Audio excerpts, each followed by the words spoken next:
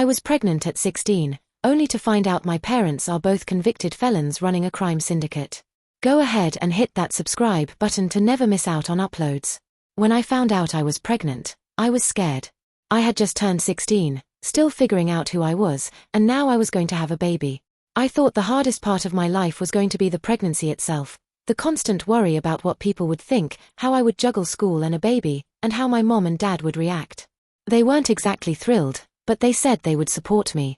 My dad was stern, but I figured it was just his way of showing that he cared, while my mom was more understanding, nervous, but willing to help me through it. They had their own struggles, but they were my parents. I never questioned them. They were my foundation. They had to be. But everything changed one afternoon. I had been getting tired more easily, and the stress of my pregnancy was starting to build.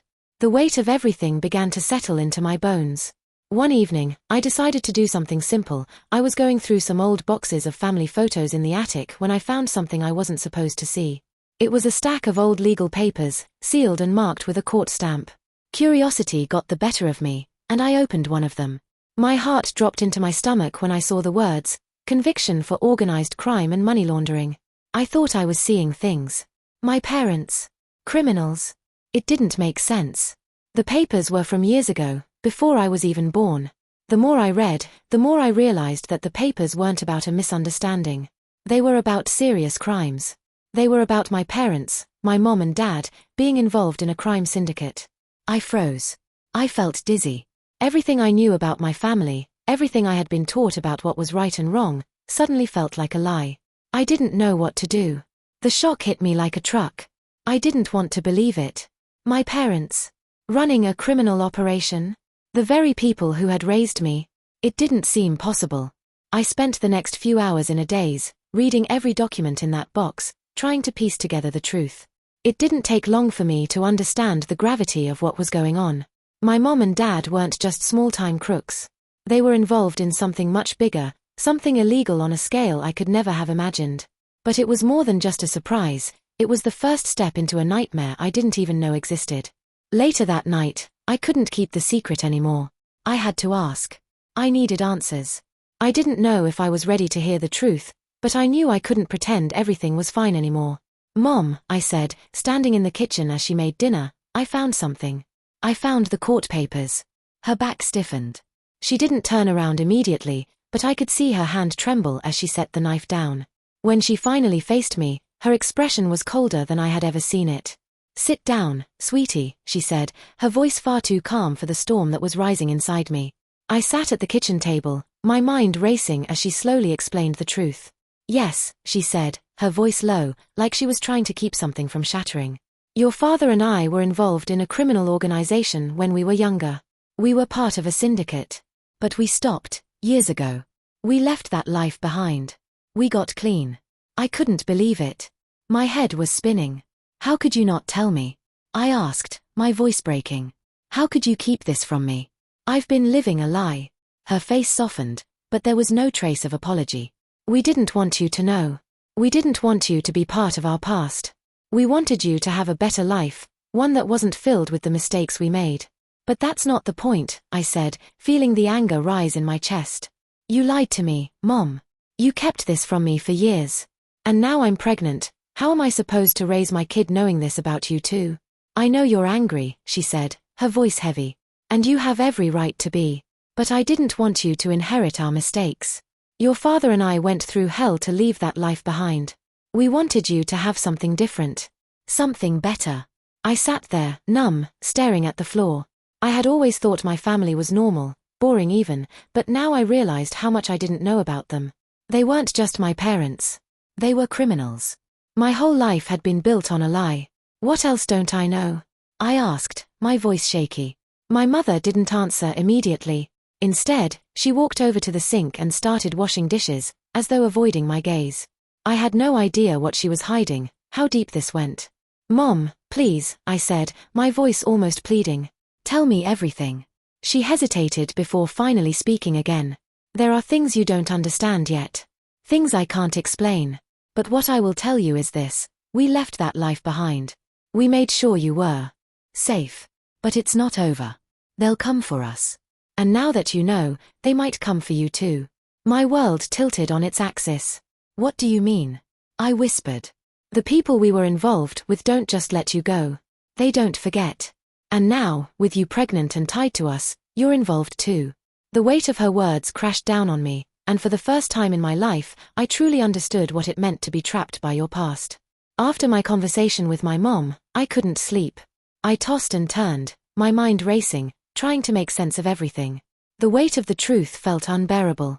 My parents, my normal parents, had been involved in something dark, something illegal, and now that I knew about it, I could feel the danger creeping into my life.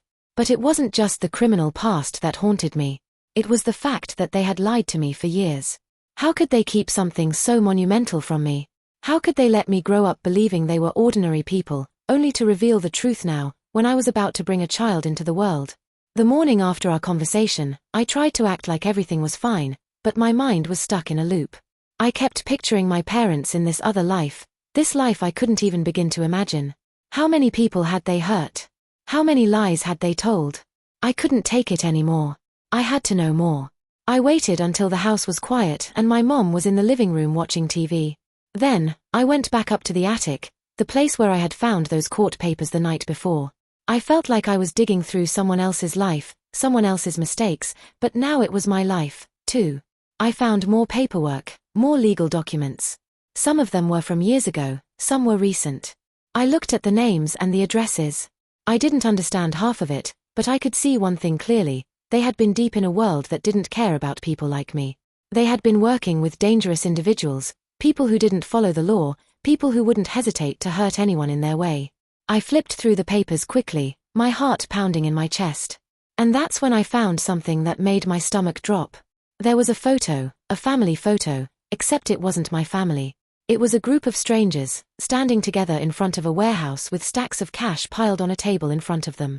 My parents were in the photo, smiling, standing proudly with people I didn't recognize. I stared at the photo, unable to move. My mother, the woman who had always been my calm in a storm, was standing next to someone I didn't even know. And my dad, he was holding a gun. I had to put the photo down before I threw up. This wasn't my family. This wasn't the life I had known. Suddenly, I heard footsteps behind me, and my mother was standing in the doorway. She had probably known what I was doing. Maybe she had been waiting for me to come to terms with it all, or maybe she had expected me to try to dig deeper. Either way, she wasn't surprised when I turned around and found her standing there, watching me. "Are you ready to hear the rest of the story?" she asked softly. I nodded, too shocked to speak. She came over and sat down next to me, her face tense, as though reliving a memory she hadn't wanted to revisit. "That photo was taken when your father and I were in the middle of a deal. We had no idea what we were getting into, but we were young, desperate for money. The people in that picture, those were the people who ran things. They were dangerous, ruthless, and they didn't care about the damage they caused. Why didn't you tell me?" I asked, my voice shaking. "Why didn't you tell me any of this?" "I didn't want you to know," she said, her eyes softening. "I wanted you to have a normal life. You were always so innocent. I wanted you to stay that way. But when we got out of the business, I knew we could never escape our past. We tried to distance ourselves from it, but some things you can't just leave behind." I stared at her, the woman I thought I knew, and I felt a pang of disgust. How could she have kept this from me? How could she have let me grow up thinking everything was fine, when in reality, she and my father were part of something dangerous and criminal? "But why now?" I asked, unable to keep the frustration out of my voice. "Why are you telling me this now? Why wait until I'm pregnant?" My mother's eyes filled with guilt. "Because you need to know what you're dealing with. The people we were involved with, the people your father and I worked for, they don't just let you walk away. They don't forget. You're in danger now, because you know too much." I didn't say anything. My mind was spinning, my heart pounding. I was in danger. Was she serious? I was just a kid. I wasn't part of any criminal syndicate. But now, I was connected to their mess, and it felt like a noose tightening around my neck. "Mom," I said quietly, trying to hold back my tears, "what should I do? What do I do now?" She took my hand, her voice shaking for the first time. "You need to be careful, sweetie. I'll do everything I can to protect you, but you have to stay out of it. You can't go back to that life. Don't trust anyone. And don't trust them. They will come after you." I looked down at my hands, feeling the weight of everything she had just said. My life was forever changed. My parents' sins were now mine, too. I wasn't just dealing with a pregnancy, I was dealing with a dangerous legacy that I had no idea how to escape. And as the night stretched on, I realized there was no turning back. I had to figure out how to protect myself, and my unborn child, from the shadows my parents had cast over me. I couldn't sleep. I couldn't think. Every moment I spent awake was filled with an overwhelming sense of dread. I had been living in a fog since I learned about my parents' past, and now, it felt like that fog was closing in on me. I tried to convince myself that I was overreacting. That maybe it wasn't as bad as they made it seem. But deep down, I knew the truth. The people my parents had worked with, the criminals they had been involved with, they were not the type to let anyone walk away without paying a price. I spent the next few days in a haze, trying to act normal, but everything felt different. I kept replaying the images of my mom and dad in that photo, smiling next to people I didn't recognize, looking like they were in control of something dark and dangerous. How had I not known? How had they hidden this from me? I had a lot of questions, but there were no answers, at least, none that made me feel safe. And then, one night, I got a call. The ringtone was loud in the silence of my bedroom, and I glanced at my phone, seeing an unknown number. My heart skipped. I had no idea who it was, but a gut instinct told me not to answer. But then, something urged me to pick it up. Maybe it was the adrenaline. Maybe it was the need to understand what was really going on. I answered the phone, my voice shaky. Hello. The voice on the other end was calm, eerily so. It sounded professional, cold. Is this your name? I froze. Yes, I said, barely able to keep my voice steady. I'm calling on behalf of a mutual acquaintance, the voice continued. We've been informed you've been asking questions you shouldn't be asking. We don't take kindly to people digging into our business. My blood ran cold. I had no idea who this person was, but the way they spoke made it clear they were not someone I wanted to mess with. Who is this? I demanded, trying to sound braver than I felt. The voice chuckled, a low, unsettling sound. Let's just say I'm someone who knows your parents well. And I know what kind of questions you've been asking. It's better for everyone if you stop now. I felt my throat tighten, the words of my mother echoing in my head. They'll come for you. They won't let you go. Don't threaten me, I said, my voice shaking but defiant. What do you want? There was a long pause. Then the voice spoke again, this time with more venom. We don't want anything from you. We just want you to forget about your parents' little past.